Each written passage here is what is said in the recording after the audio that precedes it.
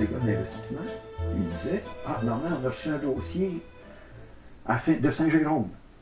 Alors, j'ai dit, ouais, oui, on est en train de regarder un investissement à Saint-Jérôme, Poterie-Laurentienne. Bon, ils viennent d'avoir un gros contrat de Texaco pour une promo. Ils faisaient des petites tasses en céramique, là, puis Texaco voulait mettre ça dans toutes ses stations-service à travers le Canada pour récompenser ses clients. Puis là, il y avait des contrats à perte de vue, puis il n'y avait pas le cash pour augmenter leur capacité de production. Il dit, oui, on regarde un investissement d'à peu près 500 000. Oh, bon, c'est bon, mais ils ne sont pas en grève, eux autres. Je vérifie. Ben oui, je pense qu'ils viennent de déclencher une grève. Comment ça fait, le patron ne nous a pas parlé de ça? Ben, c'est sûr que s'il est en train de négocier un prêt avec vous autres, il va essayer de cacher ça. Ben, on est syndical, c'est nos futurs souscripteurs qui sont là, on n'est pas pour leur passer par-dessus la tête. J'appelle le permanent syndical. Savais-tu qu'on regarde ça un peu du côté finance?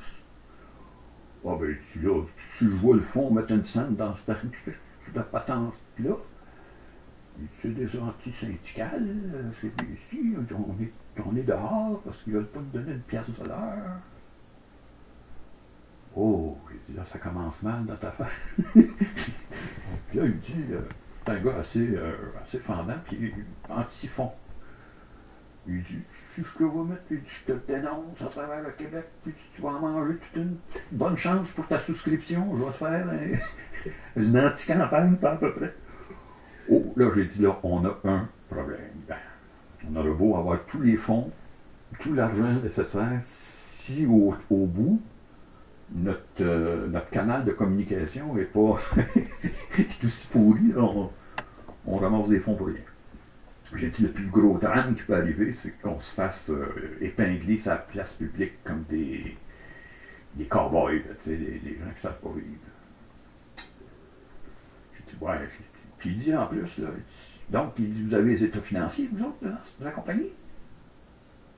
Ben, c'est sûr que si on regarde un investissement, on va demander les chiffres de la compagnie. Ben, j'en veux une copie. Oh, là, on a un problème encore pire. Faut pas que le fonds devienne le canal clandestin de communication, d'informations confidentielles, puis que le permanent syndical va faire une conférence de presse à Saint-Jérôme sur les difficultés financières de la compagnie. C'est pas de même que ça marche. Ben, il dit là, c'est ça la transparence du fonds? Il dit, on va vous tester. Donc, là, je voyais la montagne commencer à grossir. Je me disais, là, la faisabilité est en doute. Donc là, je vais voir Blanchette. J'ai dit, là, je pense qu'on a un petit terreau de guerre là, qui semble avoir des problèmes. J'ai dit, peux-tu vérifier auprès du propriétaire de l'entreprise si je ne peux pas avoir accès aux états financiers? Il dit, qu'est-ce que tu vas faire avec ça? Mais j'ai dit, je vais aller leur expliquer. C'est quoi les états financiers? C'est quoi? J'ai dit, oui, je vais aller expliquer aux représentants syndicaux, aux délégués, aux dirigeants et aux permanents, qui comprennent absolument rien de ça. C'est quoi une entreprise? C'est quoi le problème du fonds de roulement? C'est pas parce que le boss s'en met plein les poches, c'est une question d'arrivage entre les comptes à recevoir plus de futur et les comptes à payer maintenant. C'est juste ça, là. On appelle ça un bridge financier. Ouais, c'est pas. C'est sûr que là, il est en. On l'a d'un cadre pas mal, là, on pourrait le forcer à dévoiler ses états financiers, mais il faut mieux attacher ça. J'ai dit, j'accepte toutes ces conditions, je suis prêt à m'asseoir avec le contrôleur de la compagnie, qui vienne en classe avec moi. S'il vous faut, on va engager quelqu'un du département de comptabilité de l'université des HEC. En tout cas, on va se blinder, mais il faut que cette opération-là réussisse. Tu comprends? Sinon, on met la clé dans la porte. Là. On n'a rien à faire avec un fonds qui ne respecte pas les droits des travailleurs. Il dit, c'est très risqué. Si l'information sortait, on va mettre chaque copie des états financiers, va être numérotée. Je vais prendre en note les noms par numéro de copie. S'il y a une copie qui sort, on va savoir c'est qui. J'ai dit, une fois que je vais être en classe avec eux, là, on va mettre le couvercle sur la marmite, puis tu vas voir que ça va bien se passer. Fait que, on réussit à attacher tout ça, là, mais avec des petites ficelles de rien du tout. Autant les travailleurs étaient récalcitrants à venir s'installer dans cette salle-là, puis ils me regardaient avec quasiment des pointes de fusil dans les yeux, en disant qu'ils s'en vient faire une opération de lavage de cerveau. Autant les patrons disaient, ça y est, le syndicat vient de pogner le contrôle, puis après, on était le fil mince. Ça a été le premier cours qui s'est appelé par la suite Connaître la santé financière de son entreprise. Puis ce cours-là, c'était juste une espèce d'ordre du jour. Qu'est-ce qu'un fonds de roulement? En quoi c'est important pour une entreprise? Où vont les profits? S'il y a un investissement, comment ça va se faire? Donc, c'était plus un ordre du jour. Puis, j'ai dit là, en plus, vous allez avoir les états financiers de votre entreprise. Ben lui, on ne sait pas comment lire ça, ben, je vais vous le montrer. C'est pour ça aussi. On va regarder c'est quoi l'actif. On fait la liste. C'est quoi les passifs? On fait la liste. Il en reste-tu en bas? S'il en reste en... Puis le fonds va nourrir le bas. Il va rentrer dans l'avoir des actionnaires pour payer des dettes. Ah, c'est ça. Ah oui. Puis en plus, si on crée de la richesse, les actions que le fonds achète dans l'entreprise, ils vont prendre de la valeur. Puis si vous autres, vous avez des actions du fonds, vos actions vont prendre de la valeur. C'est comme ça que ça marche l'économie. Ah, ouais. Bon, là, j'ai fait mon opération, on a réglé la patente, on a calmé les attentes du permanent, parce que lui, il avait promis à tout le monde une pièce de l'heure. C'est pour ça, là, il a fallu qu'il fasse un petit retrait stratégique de sa promesse. Ils ont réglé la convention collective. Et là, je me suis dit, avant d'amorcer des discussions avec les patrons, puis de commencer à regarder des investissements, on va envoyer quelqu'un prendre le pouls. C'est pas vrai qu'on va se faire pogner comme ça à chaque fois. Donc, on va envoyer quelqu'un. Au début, j'étais tout seul, donc c'est moi qui y allais. Alors là, avant même que les dirigeants rencontrent les investisseurs du fonds, les financiers, moi, j'allais prendre le pouls.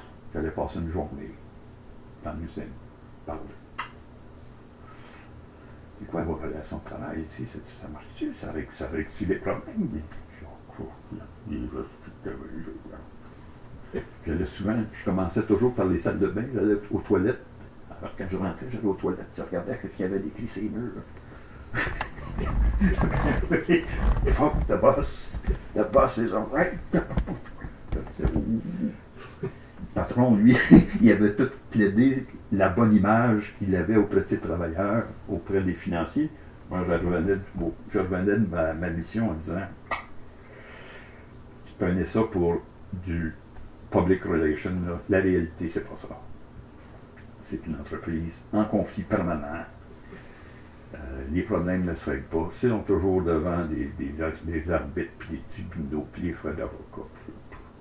On est mieux de passer à côté. À moins qu'ils changent. À moins qu'ils développent d'autres types de relations. Mais là, c'est là qu'on a commencé à travailler des deux côtés. Et ça m'a amené à créer ce qu'on appelle le bilan social de l'entreprise préalable à l'investissement. Ça, il a fallu que je travaille fort pour faire accepter ça aux financiers, parce que les autres, ils regardaient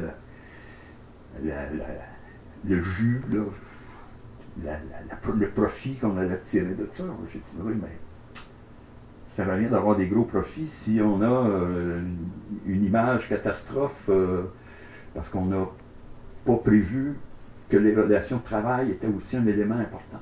Suite à cette expérience, là, moi, j'ai développé un cours qui s'est appelé « Connaître la santé financière de son entreprise », mais que certains dirigeants syndicaux ne voulaient rien savoir.